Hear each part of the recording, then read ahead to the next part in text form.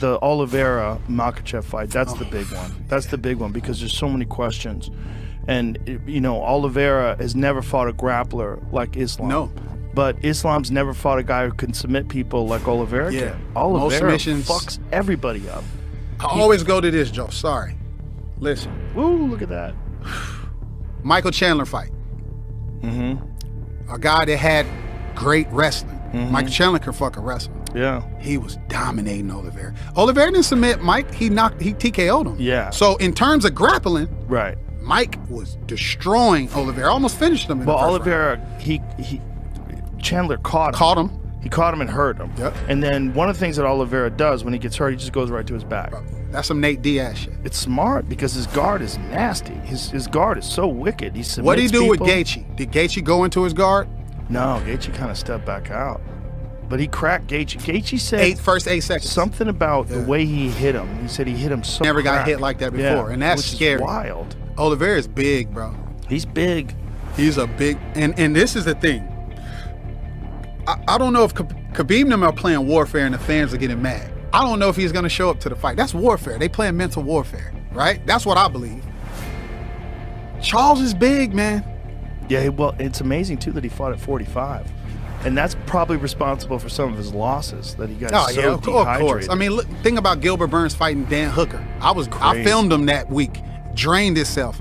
Soon as I remember when Dan Hooker beat him after the fight, Dan Hooker was like, I didn't beat fucking Gilbert Burns. I beat a deflated Gilbert Burns. Yeah. He was honest about that. It's the beautiful art because with jiu-jitsu, it's the one martial art where the big guy can get dominated by the little guy. Sure. Because the reality is, any other world where like a guy size of, say, like Michael Chandler has zero chance against a guy the size of Francis Ngannou. Mm-hmm. Zero. Like if they're sparring, like if they're just gonna throw hands, he has zero chance. Yeah. I'm putting To all even my get chips close. on the big guy, Yeah. all of them. But in jiu-jitsu, if you get a guy like Charles Oliveira, who's that good at jiu-jitsu, he could strangle a fucking heavyweight. Yeah, sure. And I've seen it. I've And seen it probably happen. could. Oh Yeah. yeah, I've seen it. Guy who doesn't know jiu-jitsu and he's rolling just doing jiu-jitsu with a guy like him, and he gets your back. Oliveira's jiu-jitsu is some of the best I've ever seen in MMA. It's like Seamless. world championship caliber jiu-jitsu, but he's doing it in an MMA match. He's the one guy where it doesn't matter what happens in the fight. If you go to the ground with him, you're in deep shit. Yeah. Like that Dustin Poirier fight. They're all scared to do it. Yes. Like Gaethje had him hurt. Yes. And he's like, no. Well, when you see what happened when he dropped Gaethje and then he got on top of him, he just strangles you. Choose just your goes poison. straight to it. I think he's at a resurgence too, because I remember when he was like kind of got on this roll, they were like, dude, nah, I don't think so, because he's a quitter, you know, he's weak. I'm like, all right, dude, fuck that. Isn't that interesting?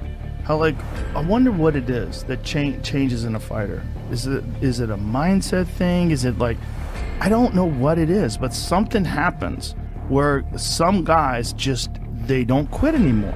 They just get to this level and something changes. It was so my wife grew up with Oliveira in Guadalajara, Brazil. Oh. And so she knows him really well, and he just kind of eliminated all the negative people out of his life. Really?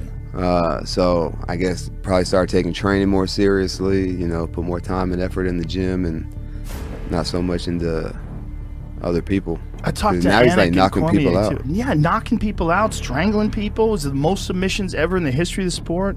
He's the one guy that I really wish Khabib would have fought. Like now. Like if Khabib was going to come back.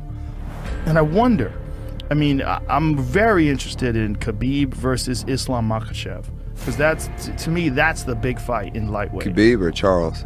Did I say Khabib? I meant Charles. I meant Oliveira. Oliveira versus Islam Makhachev. But if Islam Makhachev loses to Charles Oliveira, then if Khabib had like one more in him. You don't think there's a price tag they could throw at him? That's what I'm saying. Like dang, he's like, break the bank. bro, he's as heavy as you right now, though. What if Charles Oliveira beats Islam Makhachev? Yeah. What happens then? And he fights. What if he Justin submits and him someone? and he calls out Khabib?